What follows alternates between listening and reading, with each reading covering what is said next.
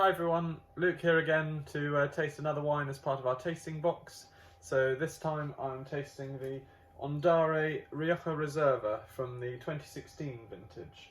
So Rioja, very widely known and enjoyed by many in the UK, but as an independent merchant it proved quite difficult to source a cracking sort of mid-priced wine that delivered on all fronts in terms of, you know, not being too intense that you need to age it for many more years, or being too old and just sort of lacking enough freshness to the fruit and everything.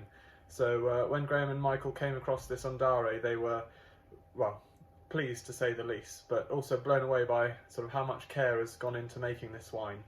So traditionally, Tempranillo will make up the majority of blends in Rioja, and in this case we've got about 85%, and then there's just a little bit of Mazuelo, which is also known as Carignan, and then a tiny little bit of Grenache just to finish things off.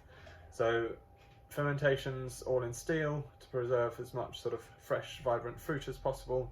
Then it sees a short period of time in cement, and then it gets finished off, as is tradition in the region, for about 20 months in a mix of American and French oak.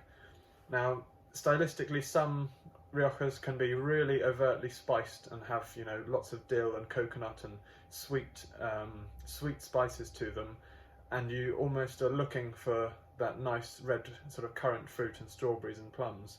This one, however, they've done a mix of new and old oak barrels, so some are just a year old, some are 7 years old, and I think that is really crucial when we're tasting the wine, in how sort of balanced it is.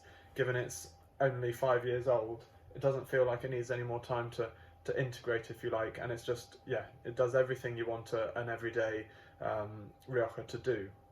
So it comes in at about £13 at the case price, £15 for a single bottle, and on the nose, really fresh, sort of just a little bit ripe fruit, strawberries and red plums, a bit of black cherry, and maybe some blackcurrant, and then you do get a little bit of spice, you know, a bit of pepper, a bit of clove and cedar, and a hint of dill and coconut, but by no means anything overpowering.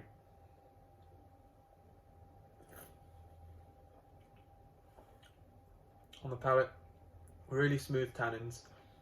They've been really carefully managed there, and just a lovely long finish that I think is carried by the good use of oak there. Oh, it's just a cracking wine.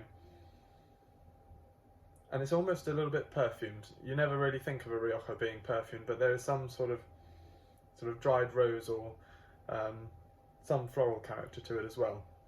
So yeah, really impressive wine. We've got one open at the moment. Pop by the shop in Wallingford and have a taste. Hopefully you'll enjoy it as much as we have. Cheers.